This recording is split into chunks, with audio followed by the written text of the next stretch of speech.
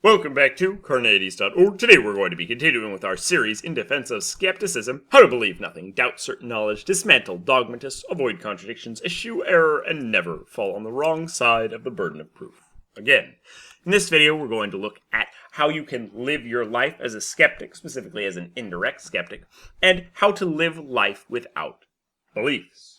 This is one of the most common objections I see to skepticism of well, how could you actually live without beliefs? How can you live your life without believing anything? How could you go about your daily life and take actions without having beliefs?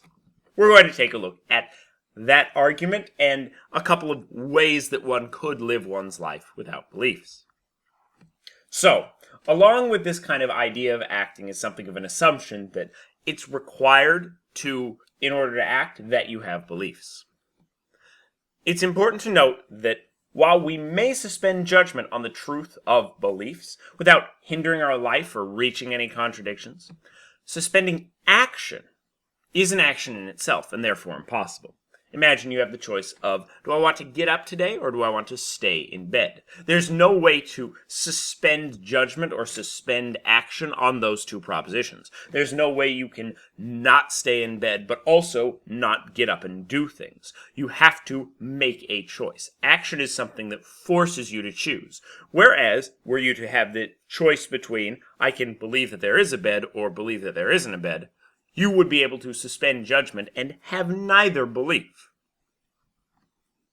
Therefore, the indirect skeptic must have some way to act that's not based on beliefs, because anything that they do, even standing there in the middle of the room, is going to be taking some action in some way. Belief. Let's talk a little bit about what belief is. Belief is going to be a propositional attitude. That's to say that we feel a certain way towards a particular proposition. In the case of belief, the way that we feel towards it is we accept it as true.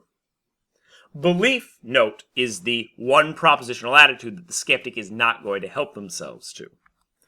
However, belief is not the only propositional attitude that's open to us. We could desire that a proposition is true, or hope that a proposition is true.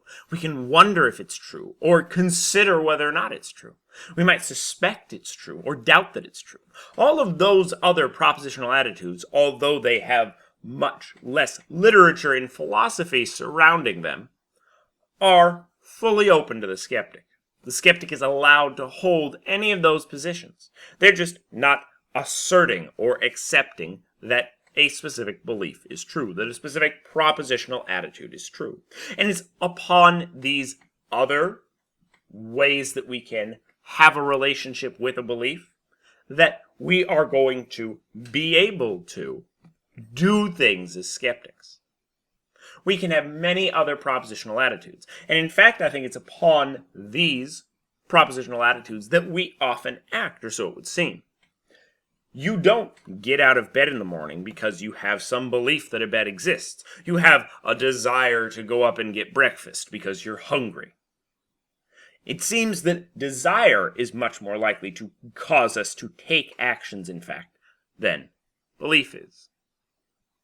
If you're unconvinced by this kind of assessment of different propositional attitudes, I'm going to give you another argument from something that's not even a propositional attitude. We're going to call it a proclivity. While a skeptic does not have beliefs, they may or may not have proclivities. In this, I'm going to define subject S has a proclivity to act in accordance with proposition P if and only if S generally acts as if P were the case. So, S has a proclivity to act in accordance with P is going to be represented, if we do this in a formal logic sense, as a relationship between S and P, where PC is proclivity, S followed by P. P being the proposition, S being the subject, and PC being the relation of S has a proclivity to act in accordance with P.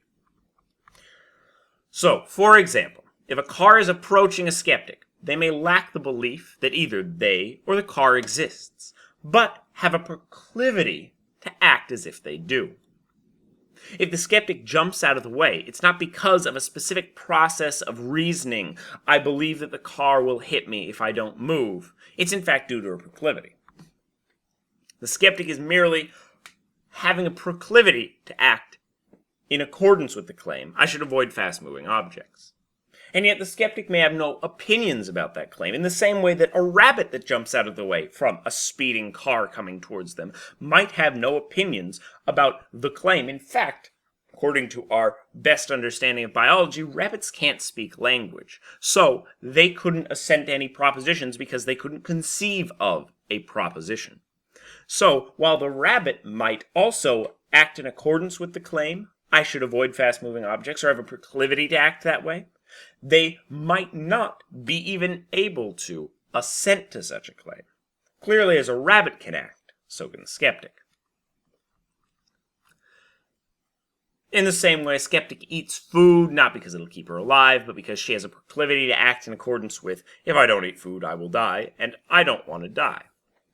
Even if they don't assent to or believe such things, they may have a proclivity, a biological proclivity, to act in accordance with such claims or such beliefs. Once again, in the same way that an animal or a small child that has yet to grasp language might.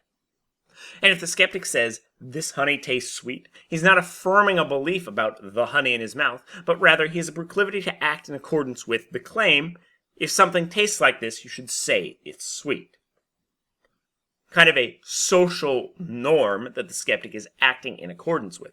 And I would argue that it seems that most people don't go through a long, complex reasoning process or form very specific beliefs when they are taking actions. In fact, it seems to me that people jump out of the way of the car without forming any beliefs. They just jump, and then later retroactively claim that, oh, I had a reasoning process. I had all of these thoughts, when, in fact, those thoughts have been had later. Similarly, you don't have specific thoughts about, I need to eat food so I don't die, when you're munching on something in front of you. You generally just take that action, and then later, retroactively, ascribe beliefs to yourself.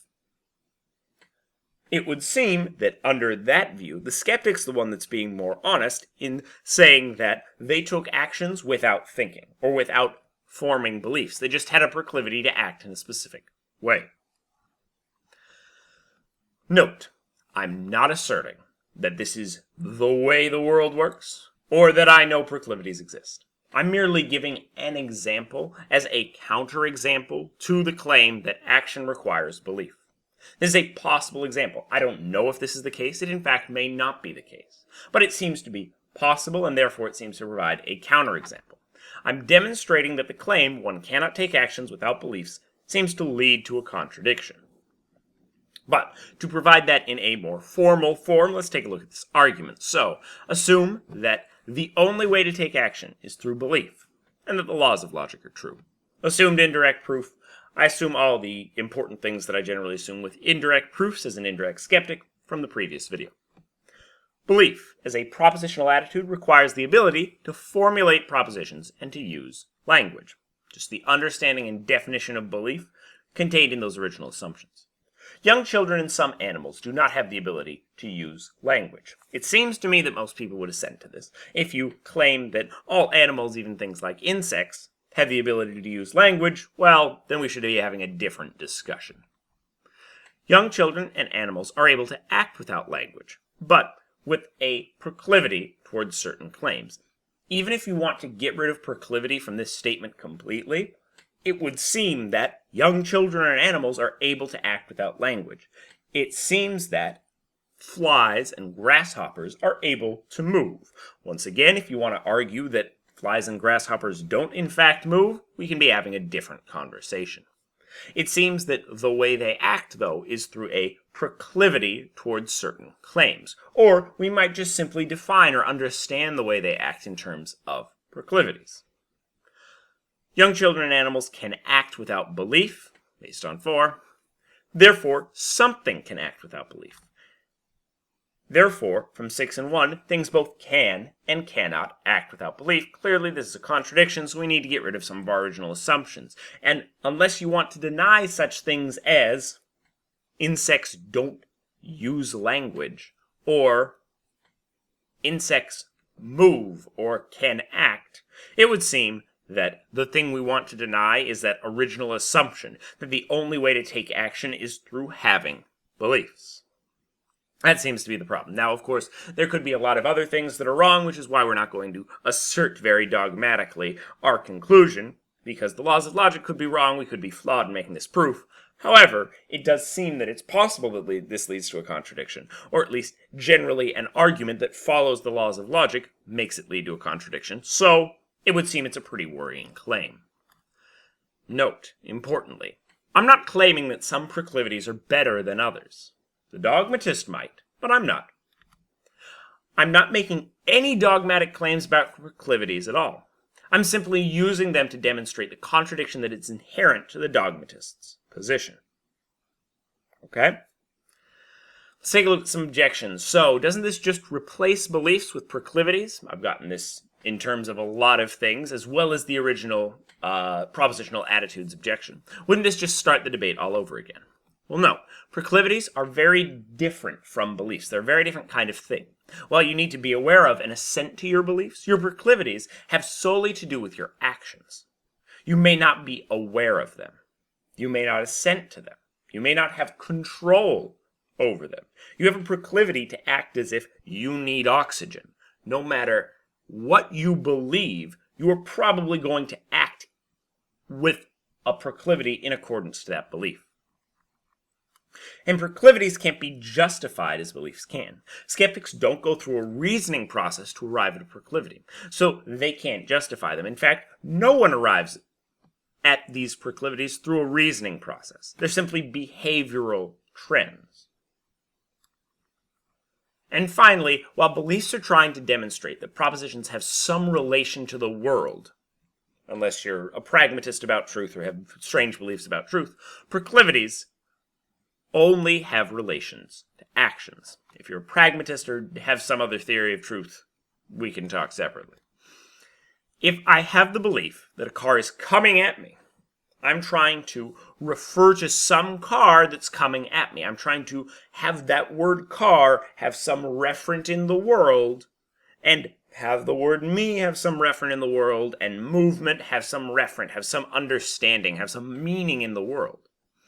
However, if I just have a proclivity to act like a car is coming at me, there need not be a car. I'm just acting in a certain way. I'm acting as if it were true that the world exists, that I exist, and that the car exists. However, that doesn't mean that I assent to any of those propositions. Objection number 2. Aren't there some proclivities that are better to have than others? Wouldn't it be better to jump out of the way from the car than to not? Isn't it better to have proclivities such that, like, the external world exists? Well, remember, the skeptic doesn't believe in good and evil. They don't assert that it's better to jump out of the way of the car or not. Nothing is better or worse. It might seem to the dogmatist that having a proclivity to jump out of the way when a car is coming would be good, or to eat food every day. But that's only because they believe that there is a car coming and that death is bad. The skeptic has yet to see sufficiently strong arguments for such claims, but they may still possess those proclivities, or they may possess other proclivities. There's no need for them to defend those proclivities, because they're not saying that any are better than the others. They're just saying that it seems to me that I have these proclivities, but I might be wrong. The skeptic has yet to see strong arguments for any of these claims about good or evil. Objection number 3. Aren't you just being intellectually dishonest to claim that you have no beliefs? I get this one all the time. Don't you occasionally end up believing things, even for a short time, before realizing that you believe something and then suspending judgment? Don't you wake up and believe things in your normal life? Isn't it dishonest to just say you have no beliefs? Well, to me, first off, it seems more intellectually dishonest to hold a viewpoint that's contradictory than to hold no viewpoint at all. When you realize that your view is in fact contradictory, the only rational thing to do, it seems, would be to give it up. When you realize that the laws of logic themselves lead to a contradiction, it seems the only rational thing you can do is give them up until you find some solution, if you ever do. That seems like the much deeper intellectual dishonesty, while the skeptic, who has given up on such things because they lead to contradictions, is being the much more intellectually honest one. Or so it would seem. And to the question of does the skeptic occasionally believe things and then change their mind? I don't know. Being a skeptic sage who doesn't believe anything at all is just the end point of the process. At this stage, one doesn't even assent to propositions unintentionally. However, on one's path to becoming a skeptic sage, one may, of course, assent to some propositions here or there, and then suspend judgment. It's a process, it's a journey. Objection number 4. Why would one want to be a skeptic? What life benefits could it offer? It seems to not have the kind of standard life benefits that you would see in a lot of philosophies.